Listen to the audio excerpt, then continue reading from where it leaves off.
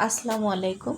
আজকে আমি বাচ্চাদের জন্য বিস্কুট তৈরি করব বাটার দিয়ে। খুব সহজেই কিন্তু এই বিস্কুটটা তৈরি করে নেওয়া যায়, একদম বেকারির মতো। তো এর জন্য আমি এখানে প্রথমে বাটার নিয়েছি হাফ কাপের একটু বেশি। তো বাটারটা আমি ইলেকট্রিক বিটার দিয়ে বিট করে নিচ্ছি। বাটার ফ্রিজে থাকলে 10-15 মিনিট আগে একটু বাইরে বের করে রাখবেন, এরপর এইভাবে বিট করে নিতে হবে। তো এখানে আমি হাফ কাপ চিনি ব্যবহার করব। চিনিটা আগে থেকেই ব্লেন্ডারে গুঁড়ো করে নেবেন, সেক্ষেত্রে খুব কম সময় লাগবে। তো আমি গুঁড়ো করে নিইনি, এজন্য আমার একটু বেশি সময় লেগেছে চিনিটা মেল্ট হতে। তো চিনিটা বাটারের সাথে যখন ভালোভাবে মিশে যাবে, তখন আমি এখানে 1 চা চামচের মতো ভ্যানিলা এসেন্স ব্যবহার করব সুন্দর একটা ফ্লেভারের জন্য।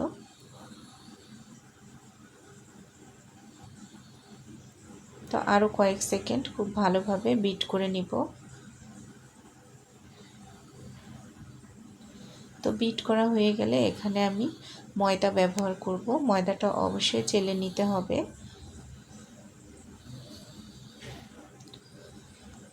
তো প্রথমে আমি এখানে হাফ কাপ ময়দা দিয়েছি, তারপর আরও হাফ কাপের মতো দিয়ে দিলাম, আর 2 টেবিল চামচ কর্নফ্লাওয়ার দিয়ে দিব। একটা স্প্যাচুলার সাহায্যে ভালোভাবে মিশিয়ে নিচ্ছি।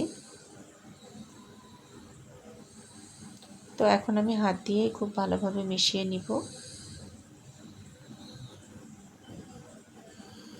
তো আমার কাছে নরম মনে হচ্ছে, এজন্য আমি এখানে আরও কিছু পরিমাণে ময়দা দিয়ে দিব।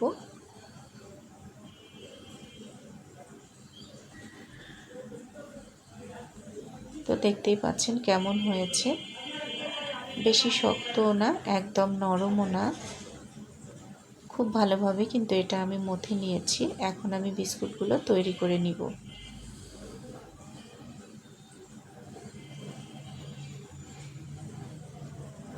তো আমি এখানে কোনো প্রকার বেকিং পাউডার বা বেকিং সোডা ব্যবহার করিনি। তো আজকের বিস্কিটটা আমি ওভেনে বেক করে নিব। আমি ওভেনটা 5 মিনিট প্রিহিট করে নিব। তো একটা ওভেন ট্রেতে আমি সাদা কাগজ বিছিয়ে নিয়েছি, এরপর উপরে একটু তেল ব্রাশ করে নিয়েছি। এখন বিস্কুটটাতে এভাবে একটা কাঠির সাহায্যে ডিজাইন করে নিচ্ছি। তো সবগুলো বিস্কিট আমার বানানো হয়েছে। এখন আমি ওভেনে বেক করে নিব 150 ডিগ্রি সেলসিয়াস তাপমাত্রায় 10 থেকে 12 মিনিটের জন্য আমি বেক করে নিব।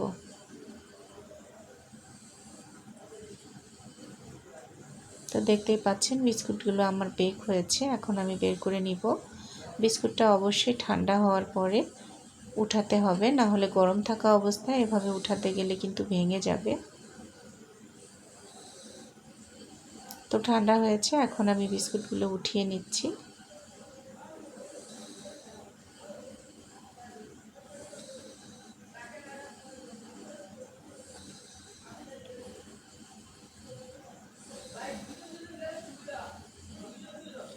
এই বিস্কিটটা চায়ের সাথে খেতে অনেক বেশি ভালো লাগে, বিশেষ করে দুধ চায়ের সাথে।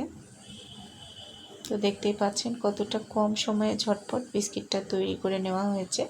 আশা করছি রেসিপিটি ভালো লেগেছে।